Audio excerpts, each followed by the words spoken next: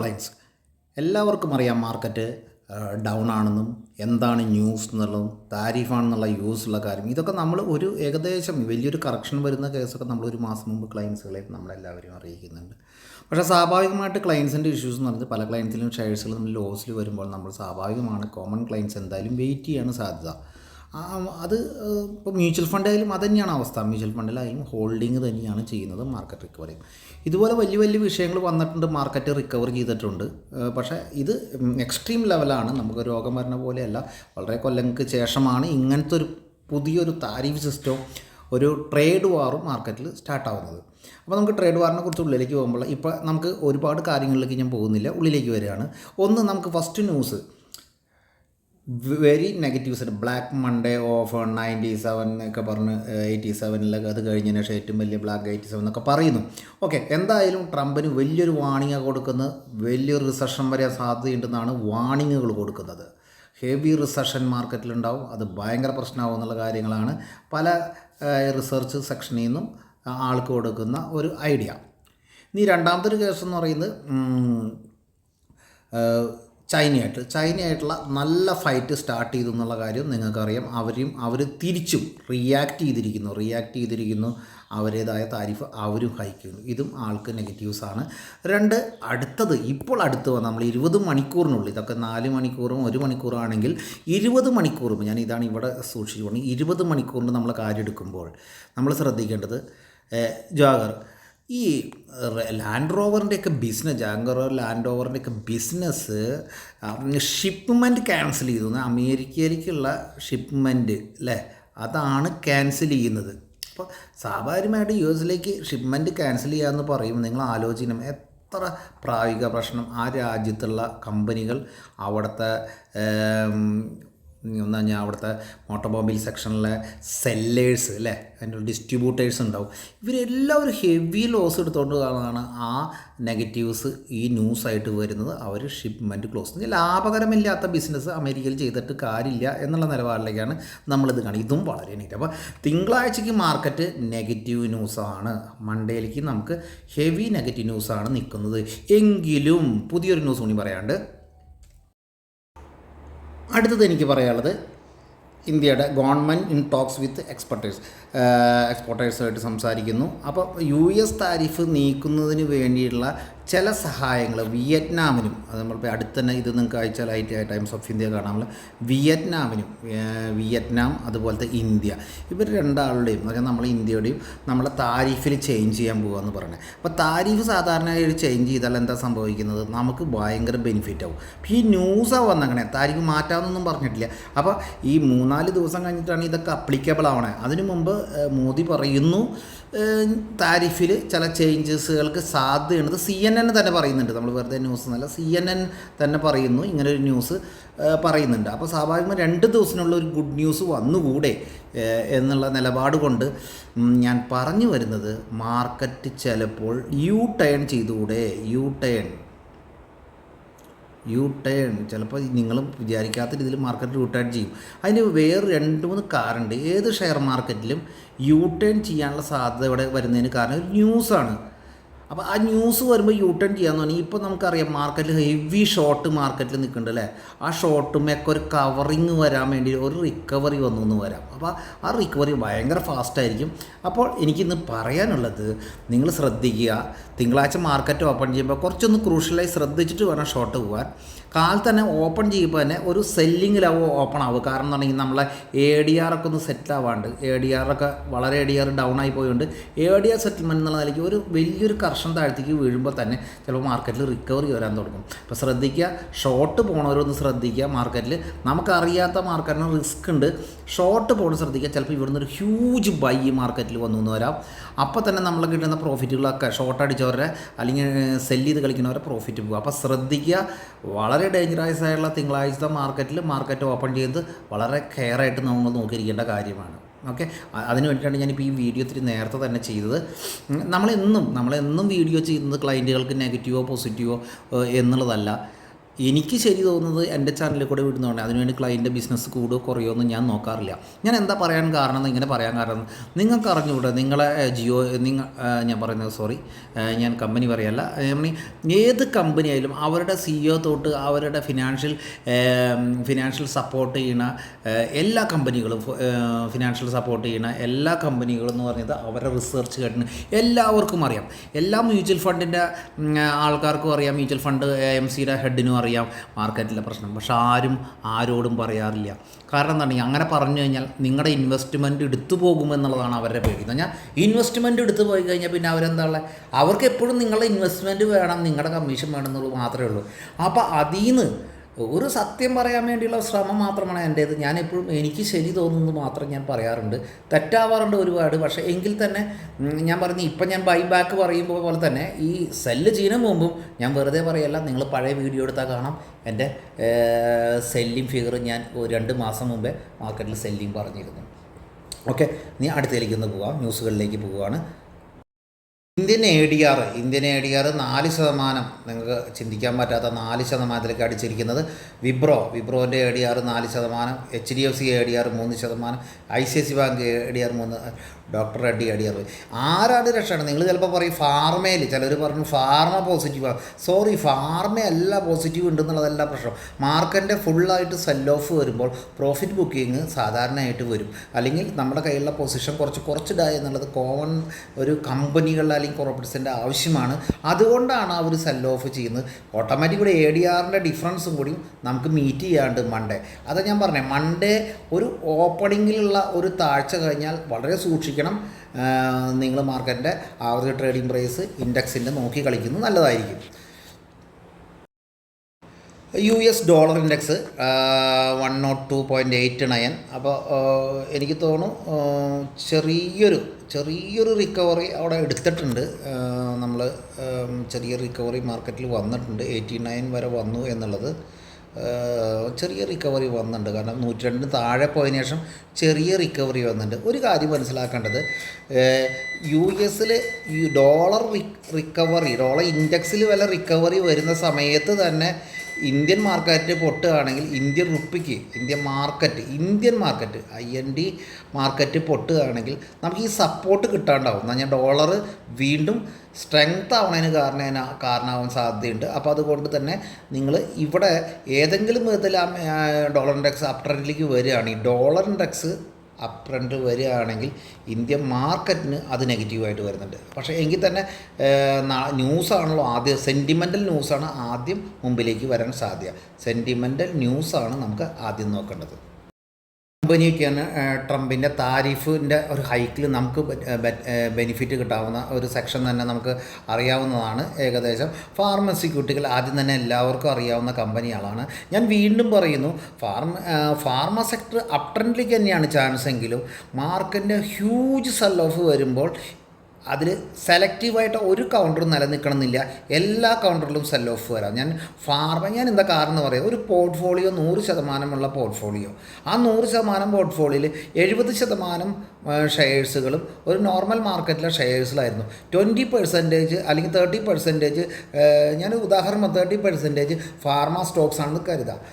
ഇങ്ങനെ വരുമ്പോൾ ഒരു 70% സ്റ്റോക്സ് താഴത്തേക്ക് പോകുമ്പോൾ, അതൊരു 5% താഴ്ത്തുമ്പോൾ, ഇത് ബാലൻസ് ചെയ്യാൻ വേണ്ടിയിട്ടെങ്കിലും പ്രോഫിറ്റ് നിൽക്കുന്ന കൗണ്ടർ സെക്ഷനായി മാറിയിരിക്കുന്ന ഫാർമ സെക്ടറിലും ചെറിയൊരു സെൽ ഓഫ് ഉണ്ടാക്കിയിട്ട് വേണം ഇവർക്ക് ചിലപ്പോൾ ഇതിനെ കൺട്രോൾ ചെയ്യുക അല്ലെങ്കിൽ ബാലൻസ് ചെയ്യാൻ പറ്റുള്ളൂ.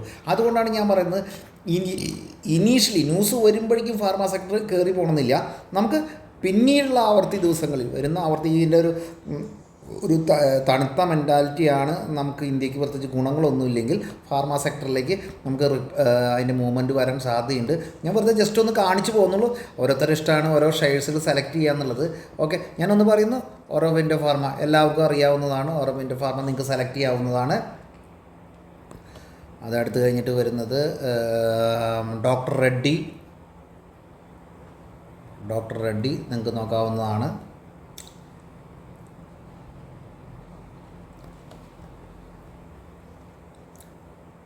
സെഡ്സ് ഫാർമ,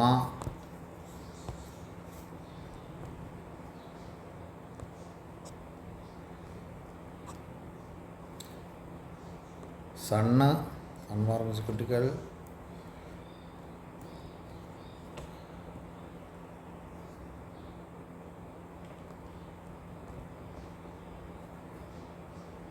ലാൻഡ് ഫർമ,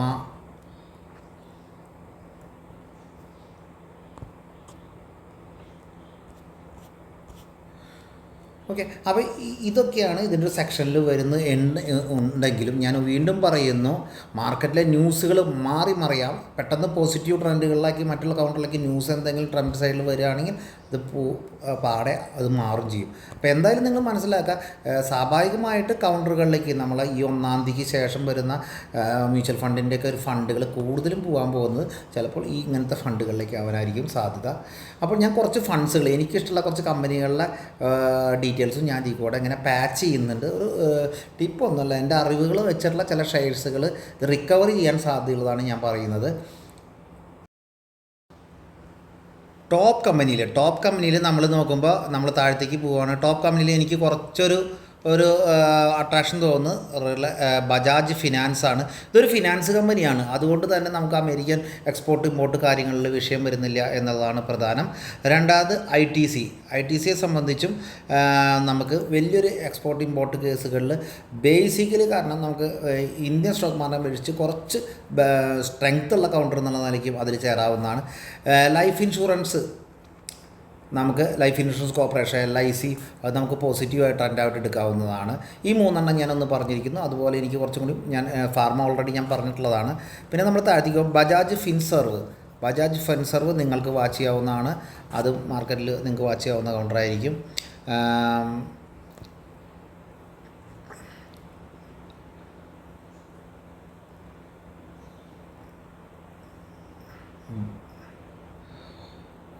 ഓട്ടോ സെക്ടർ നമ്മൾ പറയുന്നില്ല, റിസ്ക് ഉണ്ട്. ട്രെൻഡ് ഏകദേശം ഇപ്പോഴത്തെ റേറ്റിൽ ഞാനത് പറയുമ്പോൾ തന്നെ ഒരു 400 രൂപ കയറിയിട്ടാണ് നിൽക്കുന്നത്. 400 രൂപ കയറിയിട്ടാണ് നിൽക്കുന്നത്. അപ്പോൾ അതുകൊണ്ട് കറക്ഷൻ വരുമ്പോൾ വീണ്ടും 5000ലേക്ക് വരാവുന്ന കൗണ്ടർ തന്നെയാണ്. അപ്പോൾ ഒന്ന് ശ്രദ്ധിക്കുക. പക്ഷേ ട്രെൻഡിൻ്റെ പ്രത്യേകം നിങ്ങൾക്ക് അറിയാം, സ്റ്റുഡിയോ അങ്ങനത്തെ ഒരുപാട് ടാറ്റയുടെ പ്രൊഡക്റ്റാണ്, ലോക്കൽ ഡിമാൻഡിങ് പ്രൊഡക്റ്റുകളാണ്, ആയതുകൊണ്ട് തന്നെ നമുക്ക് ശ്രദ്ധിക്കാവുന്നതാണ്. ഇതിനൊരു വിഷയവും വരുന്നില്ല. ട്രെൻഡിന് താഴെ വരുമ്പോൾ നമുക്ക് ക്യാൻവാസ് ചെയ്ത് പിടിക്കാവുന്നതാണ് ഷെയർസുകൾ. അടുത്തത് എനിക്കിതിൽ തോന്നുന്നു ഇൻഡിഗോ. ഞാൻ ഇപ്പോൾ പ്രത്യേകിച്ച് പറയേണ്ട കാര്യം, ഇൻഡിഗോയ്ക്ക് ഇതിൽ വലിയ പ്രയാസമൊന്നും വരേണ്ട കാര്യങ്ങളൊന്നുമില്ല. ഇൻഡിഗോൻ്റെ ബിസിനസ്സൊന്നും ഇതിൻ്റെ പേരിൽ കുറയുന്നുമില്ല, കാര്യമായിട്ടുള്ള ഡിഫറൻസുകൾ വരുന്നില്ല. ബാക്കി ഇപ്പം ഞാൻ വിടുന്ന കമ്പനികളൊക്കെ നിങ്ങൾക്ക് നോക്കി, കാരണം ഇവർക്കൊക്കെ എന്തെങ്കിലും ബന്ധങ്ങളുണ്ട് അമേരിക്കൻ മാർക്കറ്റുമായിട്ടുള്ളതെന്നാണ് ഞാൻ പറഞ്ഞു വരുന്നത്. അടുത്തത് ഞാൻ പറഞ്ഞാൽ DLFന് ഇതിൽ വലിയ നെഗറ്റീവ്സും ന്യൂസുകളൊന്നും വരാനില്ല. SBI life insurance, HDFC life insurance, ഇവർക്കൊന്നും ഇതിൽ പ്രശ്നങ്ങൾ ഈ ന്യൂസുകളായിട്ട് ബന്ധപ്പെട്ടില്ല. പെട്രോളിൻ്റെ വില കുറയുന്നുള്ള ഒരു അവസരം വരുന്നതായിട്ട് ഇപ്പോൾ കാണിക്കുന്നുണ്ട്. കാരണം വേൾഡ് മുഴുവൻ നമ്മൾ ഒരു മോശമായ സിറ്റുവേഷനിലേക്ക് പോകുമെന്നുണ്ടെങ്കിൽ അതിൻ്റെ ഒരു ബെനിഫിറ്റ് ക്രൂഡ് ഓയിലിൻ്റെ വില ഇറങ്ങുന്നതിൽ ഏറ്റവും ഇഷ്ടപ്പെട്ട ഒരു ഷെയറാണ് പിഡിലൈറ്റ് ഇൻഡസ്ട്രീസ്. ഓക്കെ, അപ്പോൾ ആ ഒരു സെക്ടറിൽ നിങ്ങൾക്ക് പിടിക്കാവുന്ന ഒരു കൗണ്ടറാവും പിഡിലൈറ്റ്. നോക്കൂ, നിങ്ങൾ അന്നത്തെ മാർക്കറ്റിൽ ക്രാഷിൽ പോലും പ്ലസ്സിലാണ് നിൽക്കുന്നത്, ശ്രദ്ധിച്ചോളൂ നിങ്ങളെല്ലാവരും. പിന്നെ കുറച്ചും കൂടി മുകളിലേക്ക് പോവുകയാണെങ്കിൽ ടെക് മഹീന്ദ്ര, നമുക്ക് പല കമ്പനികൾക്കും നമുക്ക് പ്രശ്നങ്ങളുണ്ട്. ബാങ്കുകൾക്കൊന്നും സപ്പോർട്ട് ആവില്ല കേട്ടോ. നിങ്ങൾ ബാങ്ക് അങ്ങോട്ട് നമ്മളെ പെർഫോം ചെയ്ത് നിർത്തുമെന്ന് പറയുന്നത് ഒരു ഫസ്റ്റ് ലൈം ലൈറ്റിൽ കുഴപ്പമില്ല എന്നല്ലാണ്ട് ബാങ്ക് ഷെയർസുകൾക്കും കാര്യമായ ക്ഷതം വരാനുള്ള സാധ്യതയുള്ള മാർക്കറ്റ് തന്നെയാണ്. കാരണം നിങ്ങൾക്കറിയാം, ബാങ്കിൻ്റെ പല ബിസിനസ്സുകളും അമേരിക്കയ്ക്ക് വേണ്ടിയിട്ടുള്ളതാണ്. HDFCക്കാരുടെ ബിസിനസ് ഇവിടെയുണ്ട് അവിടെയുണ്ട്. അപ്പോൾ അതെല്ലാം അതുമായിട്ട് ബന്ധപ്പെട്ട് വരുന്ന കാര്യങ്ങളാണ്. ഞാൻ വീണ്ടും വളരെ പ്രധാനം, ഞാൻ സെപ്പറേറ്റ് ഒരു വിങ്ങായിട്ട് എടുത്ത് തരുന്നതാണ് അപ്പോളോ ഹോസ്പിറ്റൽ. നിങ്ങൾക്ക് ഈ ഒരു മാർക്കറ്റിൽ എന്താണ് അപ്പോളോ ഹോസ്പിറ്റൽ? ഇവിടെ രോഗികളെ ചികിത്സിക്കുന്നു, ഇവിടെ ലാഭം ഉണ്ടാക്കുന്നു. ഓക്കെ, പ്രൊഡക്റ്റിൻ്റെ വില കുറവ് വരാൻ പോണ ചൈനയുടെ വില കുറവൊക്കെ അപ്പോളോ ഹോസ്പിറ്റലിന് പോസിറ്റീവായിട്ട് ബാധിക്കുന്നു എന്നുള്ളതാണ് പ്രധാനം.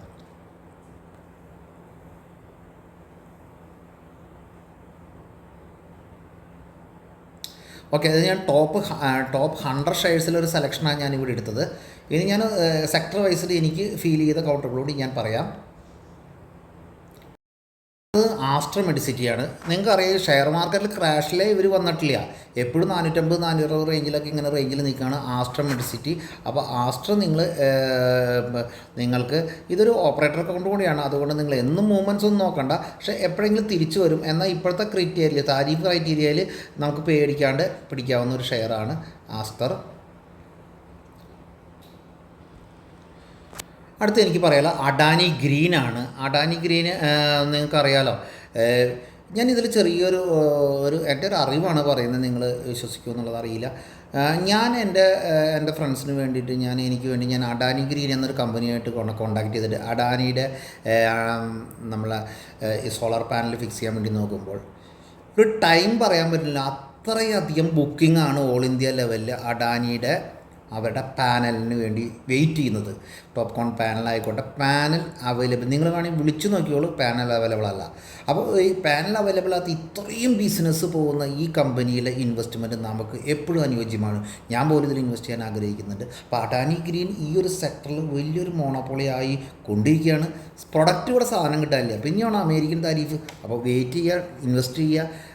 വളരെയധികം ടോപ്പിക് പോയ ഷെയർസാണ് ഇപ്പോൾ താഴത്തേക്ക് വന്നിട്ടുണ്ട്. എനിക്ക് തോന്നുന്നു ക്ലയൻറ്റുകളെ സംബന്ധിച്ച് ഇതൊരു നല്ലൊരു ചാൻസാണ് ബൈ ചെയ്യാവുന്നതാണ്.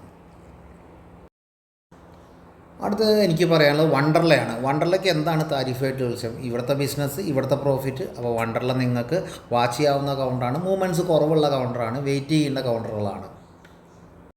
ഗവൺമെൻറ്റാണ്. പക്ഷേ ഞാൻ ഒരു കാര്യം പറഞ്ഞു, കിറ്റക്സ് കണ്ടിന്യൂസ് സീലിങ്ങിലാണെന്ന് പറഞ്ഞാൽ മാക്സിമം മാർക്കറ്റിൽ അപ്പ് ട്രെൻഡ് അടിച്ചിട്ട് ഈ മോശം മാർക്കറ്റിൽ അപ്പ് ട്രെൻഡ് അടിച്ച് സീലടിച്ചുകൊണ്ടിരിക്കുകയാണ്. ഇതിന് പ്രധാനമായിട്ട് കാരണം എന്ന് പറയുന്നത് ഇവർക്ക് അമേരിക്കൻ എക്സ്പോർട്ട് ഉണ്ട് എന്നുള്ളതാണ്. അപ്പോൾ ഇവിടുന്ന് കൂടുതൽ ചൈനയുടെ ബിസിനസ് മുടങ്ങുകയാണെങ്കിൽ ഏറ്റവും കൂടുതൽ ബെനിഫിറ്റ് ഉണ്ടാകാൻ പോകുന്നത് ഗാർമെൻറ്റ്സ് കമ്പനികളായ ഇന്ത്യൻ കമ്പനികൾക്കായിരിക്കും. അപ്പോൾ എനിക്കൊന്ന് ഷോർട്ട് ടൈമിൽ ഇന്ത്യക്ക് കുറച്ച് ബെനിഫിറ്റ്. അത് ഞാനിപ്പോഴും ഷോർട്ട് ടൈം എന്ന് പറയാൻ കാരണം ഈ ചൈനീസ് പ്രൊഡക്റ്റ് റൗണ്ട് ചെയ്ത് ഇന്ത്യയിലെത്താനുള്ള സാധ്യത വളരെ കൂടുതലാണ്. കാരണം ഇപ്പോൾ കിറ്റസ് ഗാർമെൻറ്റ് ഇത് കൊടുക്കുന്നുണ്ടെങ്കിൽ തന്നെ അതിനേക്കാൾ റേറ്റ് കുറവിന് ചിലപ്പോൾ ചൈനയിൽ നിന്ന് ഇന്ത്യ വഴി വന്നിട്ടോ മറ്റുള്ള രാജ്യം വഴിയോ വീണ്ടും US പോകാൻ സാധ്യതയുണ്ട്. പക്ഷേ ഇപ്പോഴത്തെ കണ്ടീഷൻ ബേസിൽ ഇപ്പോൾ ഈ കമ്പനികൾക്ക് ഗാർമെൻറ്റ്സ് നമ്മളൊരു പ്രതീക്ഷ മുമ്പിൽ കൂടുതലാണ്, അതുകൊണ്ടാണ് സീലടിക്കുന്നത്. ഇപ്പോൾ ഒരു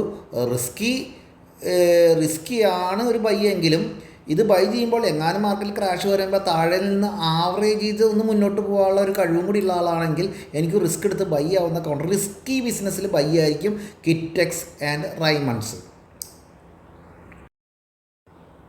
ഒരു ഡെയിലി ആക്റ്റീവ് കൗണ്ടർ അല്ല റൈമണ്ട്സ്, അതുകൊണ്ട് തന്നെ എനിക്ക് തോന്നുന്നു റൈമണ്ട്സിൽ ഇങ്ങനത്തെ ഒരു അട്രാക്ഷൻ നമുക്ക് അതിലെടുക്കാൻ പറ്റുന്നെങ്കിൽ അത് റൈമണ്ട്സിലും എടുക്കാവുന്നതാണെന്ന് എനിക്ക് തോന്നുന്നു.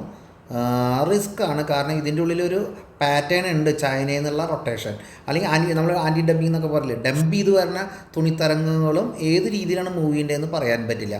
എങ്കിൽ തന്നെ ഷോർട്ട് ടൈമിൽ ഒരു പൈ ഇവിടെ കാണുന്നുണ്ട്. ഓക്കെ, ഡിഫൻസ് സ്റ്റോക്സിലും എനിക്കൊരു അട്രാക്ഷൻ തോന്നുന്നുണ്ട്. അതിൽ ഞാൻ ഡീറ്റെയിൽസ് ഉണ്ട്, VL ഉണ്ട്, സോളാർ ഇൻഡസ്ട്രീസ് ഉണ്ട്, ബാർഡേവ്. ഇതൊക്കെ നിങ്ങൾക്ക് ഡിഫറെൻറ്റ് മാർക്കറ്റ് ഇപ്പോൾ താഴെ വരുമ്പോൾ ബൈ ചെയ്യാവുന്ന സ്റ്റോക്ക് എന്നുള്ളതിൽ നിങ്ങൾക്ക് സെലക്ട് ചെയ്യാവുന്നതാണ് ഡിഫൻസ് സ്റ്റോക്ക് സെക്ടർ.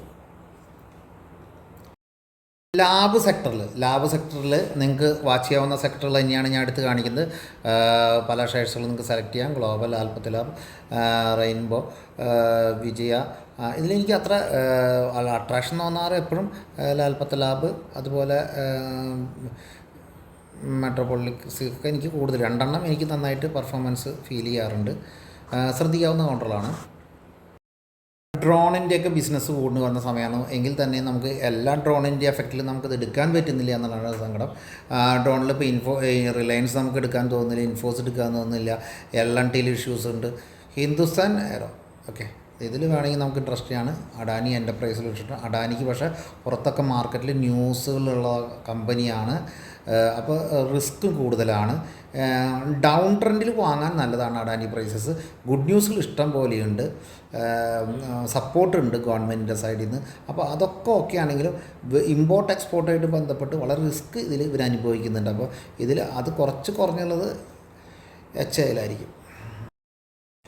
ഇലക്ട്രിക്കലിലേക്ക് വരുമ്പോൾ നമുക്ക് ആർക്കും എനർജി നോക്കുമ്പോൾ എനിക്ക് ആദ്യത്തെ മൂന്നെണ്ണം ഞാൻ പറഞ്ഞില്ലേ ഈ മത്സരത്തിൻ്റെ ഉള്ളിൽ നിൽക്കുന്ന കമ്പനികളും വേർപെട്ട കുറേ ബിസിനസ് ഉള്ളതുകൊണ്ട് ഞാൻ മൂന്നും കട്ട് ചെയ്ത് കളയുന്നു.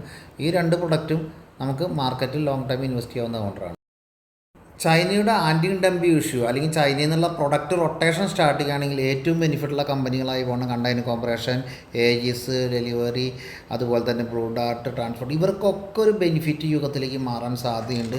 ഈ ചൈനീസ് പ്രൊഡക്റ്റുകൾ ഏഷ്യൻ ആൻഡ് യൂറോപ്പിലേക്ക് അത് റൗണ്ട് ചെയ്യുകയാണെങ്കിൽ അമേരിക്കയിൽ പോകേണ്ട ആ 260% എക്സ്പോർട്ട് ബ്ലോക്കായിട്ട് ആ 260% യൂറോപ്പ് ഏഷ്യൻ മാർക്കറ്റിൽ റൊട്ടേഷൻ ചെയ്യുകയാണെങ്കിൽ ശ്രദ്ധിക്കുക. അത് ഇന്ത്യയിലേക്കും വരാം. അങ്ങനെ വരുന്നുണ്ടെങ്കിൽ അതിൽ ലോജിസ്റ്റിക്കിൻ്റെ ഒരു ബെനിഫിറ്റ് ഭയങ്കരമായിരിക്കും. കാരണം ഈ ഒരു പ്രശ്നം തന്നെയാണ് പറയുന്നത്. കൂടുതൽ പ്രൊഡക്റ്റുകൾ ഇന്ത്യയിലേക്ക് വരാനുള്ള സൗകര്യം ഒരുക്കുകയോ വേറൊരു രാജ്യം വഴി കറങ്ങിയടിച്ച് ഇന്ത്യയിലേക്ക് വരികയോ ചെയ്താൽ പല കമ്പനികളിലെയും മാർജിൻ ബിസിനസ് കുറയാൻ സാധ്യതയുണ്ട്. അത് മാർക്കറ്റിനെ സാരമായി ബാധിക്കാനും സാധ്യതയുണ്ട്. അപ്പോൾ ചില കൗണ്ടിൽ എടുത്തു തരുന്നത് ഇന്നലെ അങ്ങനെ പറഞ്ഞിരുന്നു, ഇങ്ങനെ അങ്ങനെ പറയുന്നില്ല എന്ന് പറയുമ്പോൾ ഇതാണ് മാർക്കറ്റിൽ നമ്മൾ കാലഘട്ടത്തിനനുസരിച്ച് മാറണം. ഇന്നിപ്പോൾ സോളാർ യുഗമായ സോളാറിൻ്റെ കൂടെ പോകണം. ഓക്കെ. സെമി കണ്ടക്ടറിൽ നമുക്ക് വലിയൊരു ബിസിനസ് കിട്ടുമെന്ന് പറഞ്ഞാലും ഇതിൽ ഇൻവോൾവ് ആയിരിക്കുന്ന എസ് ടെക്നോളജി ഓൾറെഡി IT-യുടെ മറ്റുള്ള കമ്പനികളിലും ബിസിനസ് ചെയ്യുന്നതുകൊണ്ട് തന്നെ അത് നമുക്ക് റിസ്ക്കാണ് ഇപ്പോഴത്തെ സമയത്ത് എന്നാണ് പറയുന്നത് കേട്ടോ. അത് കഴിഞ്ഞാൽ ഇസോക്കെ, വേദാന്തം ഒക്കെ, CG പവർ ഒക്കെ, ഡിക്സൺ ഇപ്പോൾ തൽക്കാലം ഇതൊക്കെ ഒരു താഴെ വരുമെന്ന് എഴുതി വെച്ചോളൂ. പക്ഷേ ഈ 3 കൗണ്ടറുകൾ അട്രാക്ഷനായിരിക്കും ക്രാഷിൽ. ഈ കമ്പനികളെ സംബന്ധിച്ച് നല്ലത് തന്നെയാണ് ക്രൂഡ് ഓയിലിൻ്റെ വില കുറയുന്നത്. പക്ഷേ ചൈനീസ് ഇഷ്യൂ ആയിട്ട് ബന്ധപ്പെട്ട് മാർക്കറ്റിൽ ഇവർക്ക് എക്സ്പോർട്ടുള്ള കമ്പനിയെ സംബന്ധിച്ച് റിസ്ക്കാണ്. എങ്കിൽ തന്നെ വാച്ച് ചെയ്യാവുന്ന കൗണ്ടറാണ് ഇതൊക്കെ. കാരണം ക്രൂഡ് ഓയിലിൻ്റെ വില കുറയുന്നതിൻ്റെ ബെനിഫിറ്റ് ക്രൂഡിൻ്റെ ഒരു ബെനിഫിറ്റ് ഇവർക്ക് കിട്ടാൻ പോവാണ്. പക്ഷേലും ഇവർക്ക് എക്സ്പോർട്ടിങ്ങിൽ ബുദ്ധിമുട്ടുണ്ടാവാൻ സാധ്യതയുണ്ട് എക്സ്പോർട്ട് ബിസിനസ്സിൽ. അപ്പോൾ എക്സ്പോർട്ടുള്ള കമ്പനികളെ ഇവർ ഇതിൽ നിന്ന് അവോയ്ഡ് ചെയ്തിട്ടുള്ള ബൈ നല്ലതായിരിക്കും. MCX മൾട്ടി കമ്മോഡിറ്റി എക്സ്ചേഞ്ച് ഇത് നല്ലൊരു ട്രെൻഡാണ് വരാൻ പോകുന്ന മാർക്കറ്റിൽ. കാരണം ഇതൊന്നും അവരെ ബാധിക്കുന്ന കാര്യങ്ങളല്ല ഇതിൽ. അപ്പം നമ്മൾ ബേസിക് ഇനി ഇത്രയും നാൾ തന്നുള്ളൂ. ഇനി കൂടുതൽ വേണമെങ്കിൽ തരാവുന്നതാണ്, നിങ്ങൾക്ക് കോൾ ചെയ്യാവുന്നതാണ്, ചില സംശയങ്ങൾ നിങ്ങൾക്ക് ചോദിക്കാവുന്നതാണ്. അപ്പോൾ അതിനനുസരിച്ച് നമ്മൾ സപ്പോർട്ട് കൊടുക്കുന്നതാണ്. ലേറ്റസ്റ്റ് ഒരു ന്യൂസും കൂടി ലിങ്ക് ഇട്ടിട്ട് ഞാൻ വലിയൊരു വീഡിയോ ആയി പോകുന്നതുകൊണ്ട് ക്ലോസ് ചെയ്യാണ്. മെയിനായിട്ട് RBIയുടെ MPC പോളിസി വരികയാണ്. അത് 9-ാം തീയതിയാണ്. 10-ാം തീയതി നമുക്ക് റിസൾട്ട് വരുന്നത്. ഞാൻ ഉറപ്പായിട്ടും നമുക്കൊരു ഇൻട്രസ്റ്റ് റേറ്റ് കട്ട് ഉറപ്പാണ്. അപ്പോൾ ഇൻട്രസ്റ്റ് കട്ട് 25 50 പൈസയോ എത്രയായാലും മാർക്കറ്റ് എത്രത്തോളം റിക്കവർ ചെയ്യുമെന്ന് എനിക്കറിയില്ല. കാരണം ഈ ന്യൂസുകൾ വരുന്നതിന് മുമ്പുള്ള റിക്കവറി വരുന്നത് സാധ്യമായ അവസ്ഥയാണ്. ന്യൂസ് വരുമ്പോൾ ഇങ്ങനത്തെ മാർക്കറ്റിൽ ഡിക്റ്റേറ്റ് ചെയ്യാത്ത അവസ്ഥയുണ്ട്. അപ്പോൾ ഇതൊരു വലിയൊരു ഗുഡ് ന്യൂസായിട്ടൊന്നും ഇപ്പോൾ എടുക്കാൻ പറ്റുമെന്ന് എനിക്ക് തോന്നുന്നില്ല. എങ്കിലും എന്താ പറയുക, സമാധാനം എന്നുള്ള നിലയ്ക്കുള്ള ഒരു പോസിറ്റീവ് ന്യൂസാണ്. ഓക്കെ, ഇതൊക്കെയാണ് എനിക്ക് പറയാനുള്ളത്. മാർക്കറ്റിൽ ഓരോ ട്രെൻഡ് ഓരോ സമയബന്ധിതമായിട്ട് ഞാൻ അവതരിപ്പിക്കുന്നുണ്ട്. അപ്പോൾ നിങ്ങൾക്കിത് ഇഷ്ടപ്പെട്ടെങ്കിൽ തീർച്ചയായിട്ടും നിങ്ങൾ മറ്റുള്ളവരോട് പറയുക, ഷെയർ ചെയ്യുക, സപ്പോർട്ട് ചെയ്യുക. അക്കൗണ്ട്സായിട്ട് ബന്ധപ്പെട്ട് എന്തെങ്കിലും ആവശ്യമുണ്ടെങ്കിൽ എന്നെ വിളിക്കുക. അത് NRI ആയിക്കോട്ടെ, നോർമൽ ആയിക്കോട്ടെ. അപ്പോൾ നിങ്ങളൊന്ന് സപ്പോർട്ട് ചെയ്ത് കഴിഞ്ഞാൽ നമുക്കും ഒരു ബെനിഫിറ്റും ഇൻട്രസ്റ്റും വരാൻ സാധ്യതയുണ്ട്. തീർച്ചയായിട്ടും നിങ്ങൾ സബ്സ്ക്രൈബ് ചെയ്യുക. Thank you. ബൈ. സെയിം ഡേയിൽ ഏർലി മോർണിംഗിൽ ഉണ്ടാക്കുന്ന ഈ വീഡിയോ നിങ്ങൾക്ക് ഇഷ്ടപ്പെട്ടിട്ടുണ്ടെങ്കിൽ തീർച്ചയായും സബ്സ്ക്രൈബ് ചെയ്യുക, അതുപോലെ തന്നെ ഷെയർ ചെയ്യുക. Thank you.